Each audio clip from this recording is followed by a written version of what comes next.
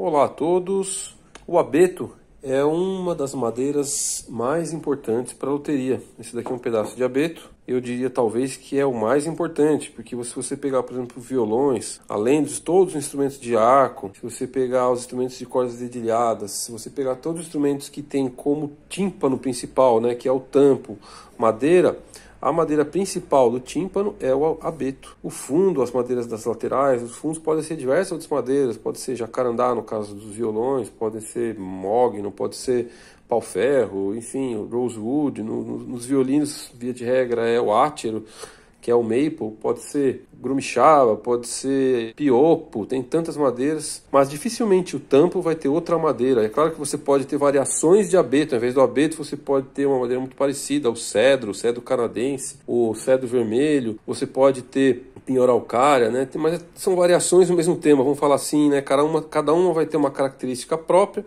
mas a principal delas, a rainha das madeiras para tampo, são os abetos, né?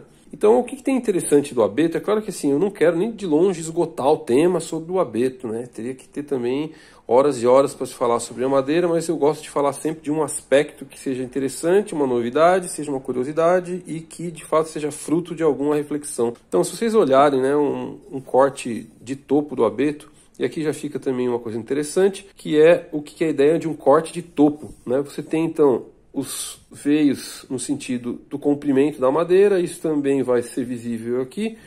São feixes, né, de túbulos de célula com parede celulósica, e aqui a gente interrompeu e cortou eles de maneira que a gente expôs os poros, né, dos túbulos e expõe também os anéis de crescimento. E é um pouco sobre esses anéis de crescimento que eu quero falar. Os anéis de crescimento, todos os espectadores já devem ter ideia disso, refletem a idade da madeira. Cada anel de crescimento é um ano de crescimento. Por quê? Porque os anéis escuros representam o inverno e os anéis claros representam o verão, ou melhor, vamos falar assim, estação quente e estação fria. Você tem então no inverno um crescimento muito lento e ao mesmo tempo uma produção grande de lignina, então você tem aqui uns feixes mais escuros e esses feixes são de fato mais fortes, né? Isso daqui mostra também, dá para ver aqui, né, os riscos, né, do comprimento, na verdade, são os mesmos anéis que a gente está vendo aqui. Até aí eu imagino que todo mundo já tenha isso como conhecimento. Agora, aqui são duas coisas que eu gostaria de falar. A primeira delas é que, ao contrário do que a gente pode imaginar, o crescimento mais lento do abeto e de todas as madeiras, ele não está relacionado tanto à temperatura, tá?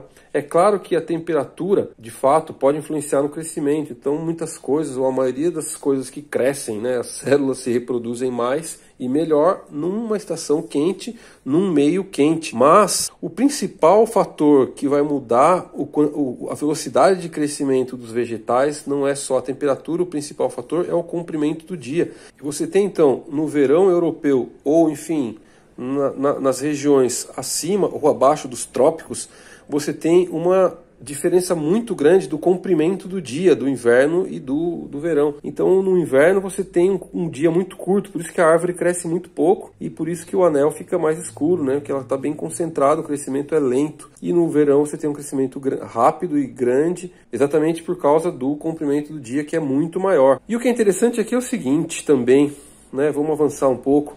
Os feixes mais escuros, que são os anéis de crescimento relativo ao período invernal, eles são de fato mais fortes. Então a gente tem que imaginar aqui o abeto, ele tem uma característica muito interessante, que é uma madeira leve. Ela está numa categoria de madeiras leves.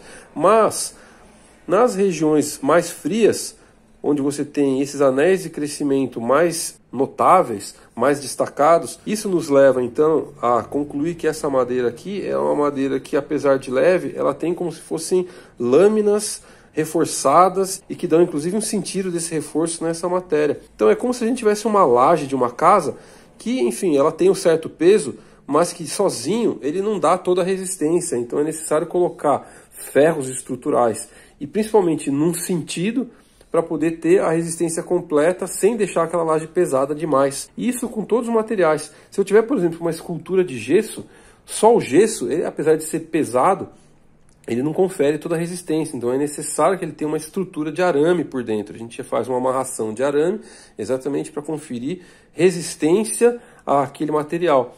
Esse aqui, por exemplo, é um material utilizado para barra harmônica. Então, além de ter os anéis de crescimento como o abeto do tampo, ele é colocado com uma orientação que facilita ainda mais essa resistência, né? A gente quer uma resistência que aguente o peso das cordas, um comprimento maior, né, dos anéis de crescimento tem que coincidir com a altura da barra harmônica, e assim a gente confere uma resistência maior. Se fosse o contrário, embora eu tivesse um material com o mesmo peso, ele seria bem menos resistente, ele aguentaria muito menos, ele ia ceder muito mais. Então entendam isso como uma peça que também tem uma função, claro, harmônica, mas também tem uma função estrutural muito análoga às lajes, né? Uma laje de uma casa, ela é bastante análoga a um pedaço de abeto, que na verdade vai virar um tampo de instrumento. Então é isso, espero que vocês tenham compreendido a analogia. Não se esqueçam de mandar comentários, perguntas, sugestões para novos vídeos. Conto bastante com a ajuda de vocês e inscrevam-se no canal. Aguardem as novidades. Um abraço a todos.